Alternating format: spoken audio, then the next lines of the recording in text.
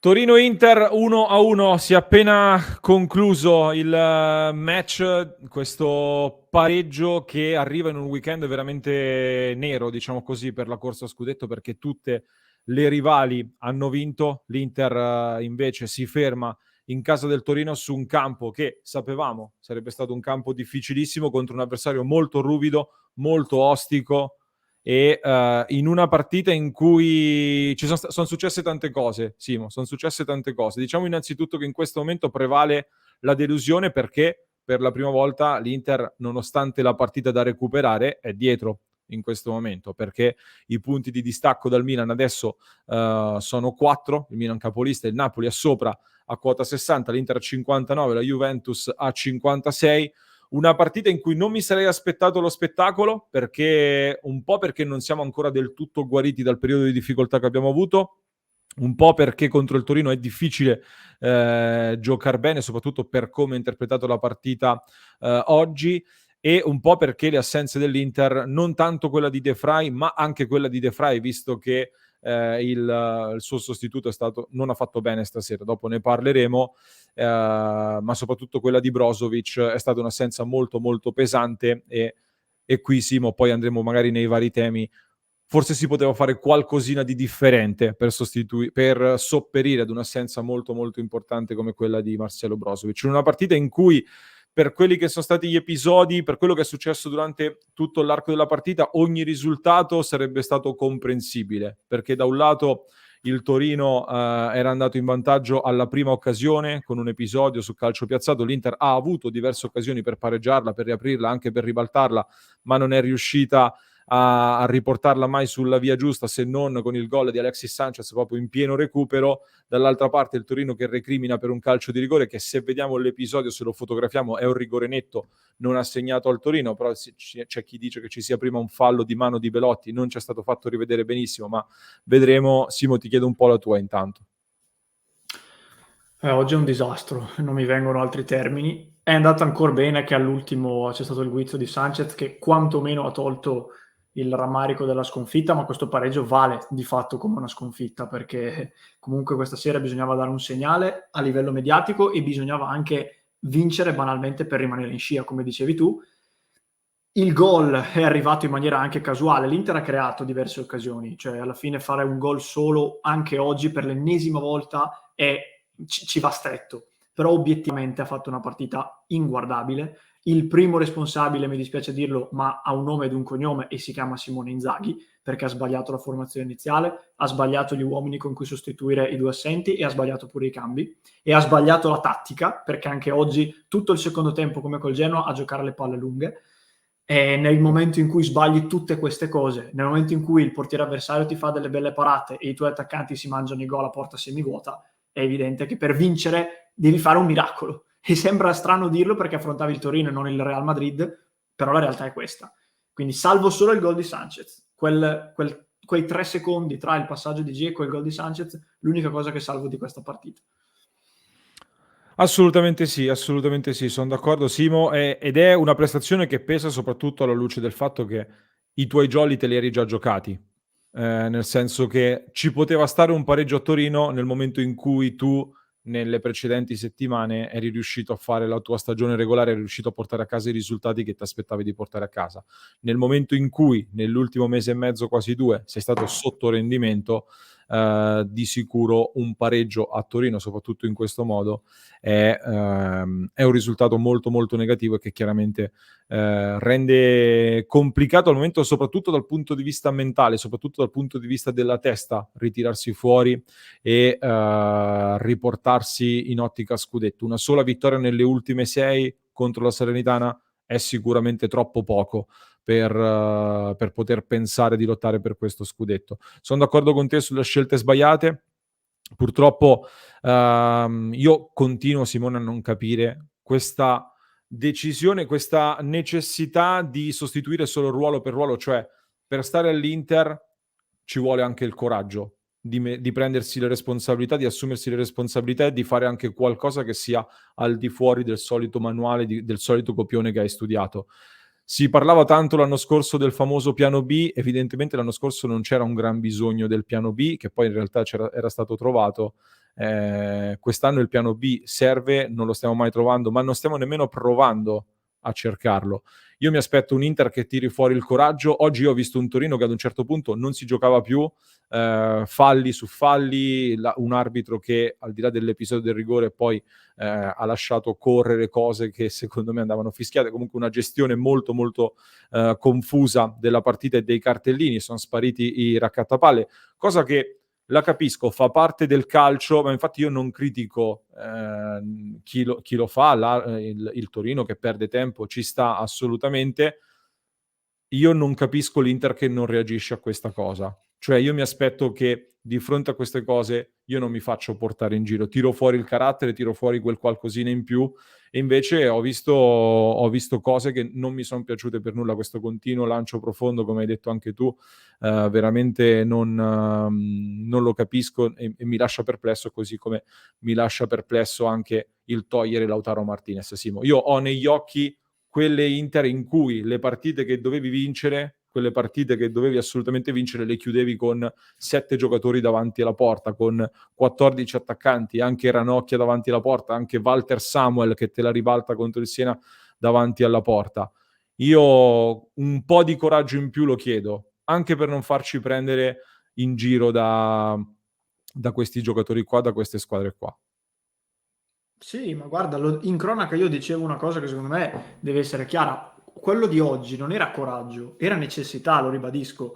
Cioè, se tu sull'1-0 contro il Torino non ti rendi conto che devi vincere, o quantomeno devi fare tutto il possibile, poi il calcio non è matematica, e allora devi fare di tutto per vincere, quindi mi metti il tridente, quindi non mi togli gli uomini ruolo per ruolo, non mi togli Lautaro. Mi fai capire che non ti stai ben rendendo conto della situazione. Perché un conto è quando tu mi fai il cambio uomo per uomo quando stai facendo 0-0 con l'Atalanta, prima partita che mi viene in mente, o 1-1 con il Napoli, entrambe in trasferta. Non mi piace, ma lo posso anche capire. Ma se tu stai perdendo 1-0 contro il Torino, stai facendo fatica ad attaccare, hanno vinto tutte quelle che ti inseguono e devi vincere, perché mi togli Lautaro Martinez per Sanchez? Cioè, capisci che non ha proprio... Ti fa capire che una persona, e in questo caso purtroppo Inzaghi, è completamente disconnessa con la realtà. È quello che a me allarma pesantemente. Perché finché tu mi metti Ranocchia e non D'Ambrosio per marcare Belotti, a monte, a bocce ferme, posso dirti, ti do il beneficio del dubbio. Ranocchia ha sempre fatto bene, Belotti non è un fulmine di guerra. Che poi Ranocchia sbaglia la partita, non riesco a dare colpa ad Inzaghi. Ma cavolo, Vecino regista l'abbiamo già visto con l'Empoli, è stato un disastro, lo è stato anche oggi. Mi metti Sanchez e mi togli Lautaro. Ma sono delle robe che non hanno senso. Cioè, hai in campo Sanchez e Correa e mi giochi con i lanci lunghi. Per Dzeko che è stato oggi distrutto da Bremer, perché Bremer è un fenomeno assoluto. Cioè, io non riesco a darmi spiegazioni su questo e rimango basito di tutto ciò, perché qui non c'è tanto di tattico da parlare. Qui è una squadra che l'ha buttata via, nonostante sia 10 volte più forte del suo avversario. Non è per fare un torto al Torino che ha fatto una bella partita, però sulla carta il dato è questo. Quindi anzi è un complimento ulteriore al Torino che stava anche per vincerlo. Stava per vincerlo, in alcune occasioni ha rischiato anche di raddoppiare il vantaggio. C'è questo episodio dubbio, Simo, lo dicevamo, tanto io so già che i commenti dei tifosi avversari sotto a questo video saranno tutti identici, nel senso che ci diranno che c'era quel rigore su Belotti. Noi non ci siamo nascosti. L'episodio, se lo vedi così, da come ci è stato fatto rivedere, Ranocchia commette una grande sciocchezza, commette fallo e calcio di rigore. Poi, una volta che l'arbitro fa cenno che non c'è fallo, il VAR lì, da regolamento, non essendo un chiaro ed evidente errore, avendo l'arbitro valutato in presa diretta, non interviene, così come non sarebbe dovuto intervenire ai tempi di Dumfries Alessandro. Poi, se effettivamente c'è stato un tocco di mano di Belotti prima, non lo sappiamo. Non so, Simo, se tu hai avuto modo di rivederlo. Eh no, io stavo aspettando un altro replay, ma non l'hanno più mandato. Diciamo che questo darebbe senso ad una review del VAR che è durata 30 secondi circa, un silent check che ha poi spinto, diciamo, l'arbitro a far continuare. Avrebbe senso perché magari la rivista hanno visto il tocco, però hanno visto anche il tocco di mano prima e quindi hanno detto no, non puoi dare fallo perché c'erano mani prima.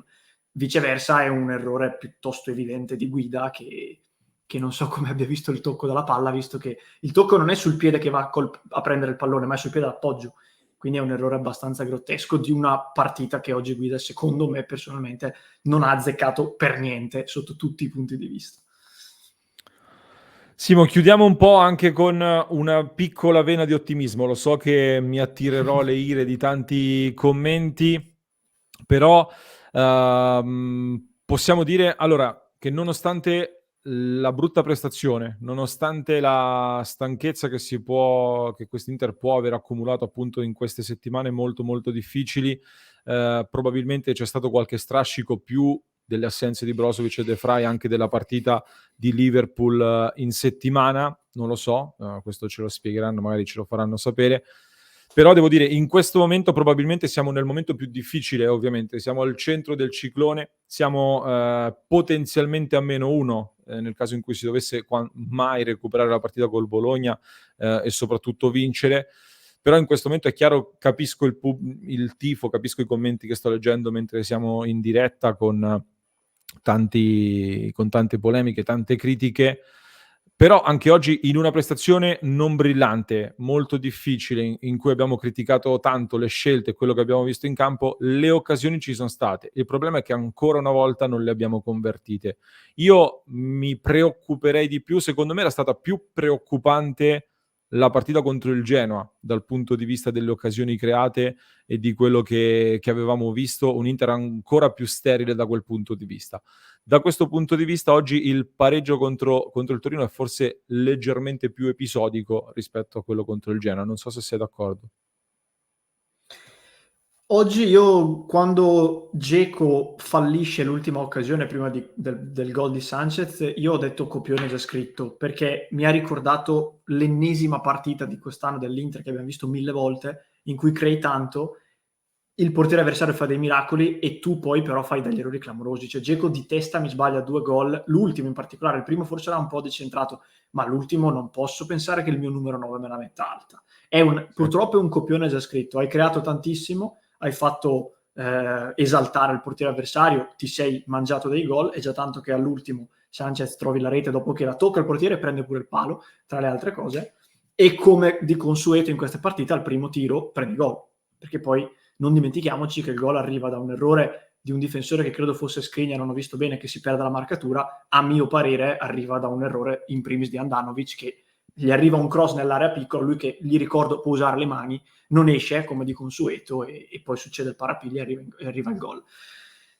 Io faccio fatica a non dirti che è anche sfortuna, però dall'altra parte se questa cosa accade in 10 volte diverse, cioè ci sarà anche qualcos'altro che non sia fortuna e sfortuna, perché come ho detto prima, No. chiudo e il copione è già scritto. Alla fine è così. No, ci sta, ci sta. Non parlo di fortuna o sfortuna, parlo di anche errori nostri, chiaramente, perché se sbagli sotto porta non è sfortuna, è Di Marco che centra il portiere, è Dzeko che 2 volte da davanti il portiere la mette fuori, e di occasioni ce ne sono state e non le abbiamo sfruttate. Ecco, io mi preoccuperei più se appunto non riesci a crearle, quantomeno, quelle occasioni, fermo restando che nel momento in cui è un Lautaro Martinez che arriva da una tripletta, che ha segnato contro il Liverpool, toglierlo per me è un delitto. Però diciamo che la mia unica speranza in questo momento è che si possano recuperare tutti i giocatori più importanti, soprattutto Brozovic, e da qui in avanti avremo finalmente la possibilità di giocare una partita a settimana, almeno fino a fine campionato, o quasi. Avremo la possibilità di preparare per bene le partite e di poter giocare con quella che è la formazione titolare, se riusciremo a recuperare tutti quanti, e da lì in poi ce la giocheremo un po' con le altre punto a punto in un campionato che sapevamo sarebbe stato così molto molto equilibrato, però fa male perché ci stiamo giocando veramente quel grande vantaggio che avevamo accumulato. Simo, non so se hai altro tu, se no andiamo in chiusura. No, dico solo che forse quella bellissima Inter che abbiamo visto diciamo, tra novembre e dicembre, forse è stata davvero un po' sopra le sue reali aspettative e ci siamo illusi di poter vincere in carrozza un campionato che ancora non è chiuso perché la classifica è corta e corta rimane, ma che si decide punto a punto e quindi non resta da far altro che cercare di rimanere lucidi con la barra dritta in un momento diciamo, di difficoltà e vedere come va. Oggi far previsioni è davvero impossibile. Assolutamente sì. Questa È la frase più corretta con cui potevamo chiudere. Fare imprevisioni è veramente impossibile. Vi ricordo di iscrivervi al nostro canale se ancora non lo avete fatto. Mi raccomando, tutti i giorni siamo in diretta dalle 19:30 e grazie per averci seguito fino a qui. A parte poi arriveranno le pagelle come al solito. Questa volta saranno molto molto difficili da commentare. Molto bene, abbiamo chiuso